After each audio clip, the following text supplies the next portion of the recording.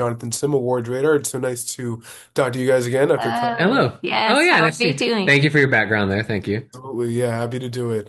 So I want to ask, where did the first spark of the idea come from, and what made you realize that you had enough for a TV show rather than a movie?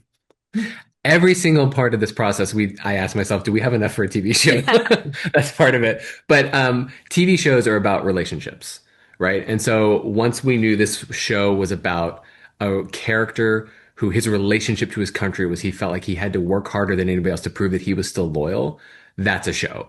Because there's so many twists and turns in that ongoing relationship. That's what we knew we were telling. We were telling a story about a character who was put in a situation where the question of his allegiance was asking how far would he go? Would he give himself over? Would he let that go? So that was really the character that began. And then to the first part of your question about the spark, it started with the love of spy stuff genre, the espionage, John le Carré novels, like those kind of like old war tactile books that I love, like Tinker Tailor Soldier Spy.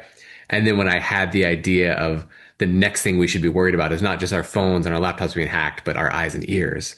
And the most interesting person in the world to get hacked would be someone who's working at this spy agency and realizing, oh, just by looking at this document, I'm compromising national security. So once those kind of like tied together, I realized we had something we could do. And to answer also the idea of TV versus film, I always like to look at film as it's the most important moment in a character's life, whereas a TV show is the most important journey. Mhm. And we had so much to tell in regards to Alexander's journey, but all of the characters and what this world opens up to becoming even at the end of the first season, and how much more there is to show you, but also to have the audience experience. Yeah, Also, we'll do a movie of this anytime. sounds good. Yeah, I'd love to see that as well. Great. Now, when developing this show, were there any ideas that perhaps didn't make it into the final cut, but you're ultimately satisfied with how it turned out? Yeah, there were lots of ideas that lots of roads we went down because it's such a broad world. And the trick was we wanted to express the full scope of Mhm. this world, right? The orphanage, how it plays into geopolitics and all this, but it still had to be centered on Simu's character. It still had to be about Alexander. And then as the series goes on, it becomes about Michelle and Parker as well. And you start seeing the story through these three characters' eyes. So we really didn't want to deviate too much from those core relationships. But it's also fun to suggest a garden maze that also suggests like a larger world. So it's like to hint at the bigger world, I think was really interesting. So there were plenty of times that we just said, how far are we going to go? Who all are we going to meet in this Mhm. world? And then we wound up coming back to those core characters.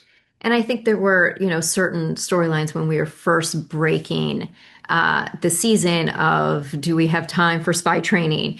And, what we realized is that no, like we want to put a ticking clock on what this character is doing to where he doesn't have time to be Mhm. trained, where he has to be able to figure out what he's doing in real time. And that just puts the audience with him because, it makes it where they understand what he's going through and what he's trying to navigate because he has no training. Yeah. And so I feel like there's also this uniquely modern paranoia within this story. What real technology today scares you more than I think people realize? Hold on, I'm gonna write down uniquely modern paranoia because I'm gonna use that for every after this one. What technology scares us today? You said this technology scares us that people don't realize, like the things we don't know we should be scared of. Yeah, Yeah. yeah. Yeah. Yeah, I am scared of how personalized everything is becoming in my life. Like right now, every single app I interact with, every single website using cookies is tailoring things, including Amazon, to what they think I like. And what I'm terrified of is waking up in 10 years and feeling like I have been stagnant in this one version of myself because I haven't been exposed to anything that's made me grow and change. Yeah. Amazing. I, What about for you? me, I'm afraid of this. I am afraid of the idea Junk it. that Oh. no, that my eyes and ears Hmm. could be hacked. That someone is already listening and watching to everything that I'm saying and hearing. I think that is terrifying because it takes away your personal freedom Hmm. and really, questions. It makes me question who to trust.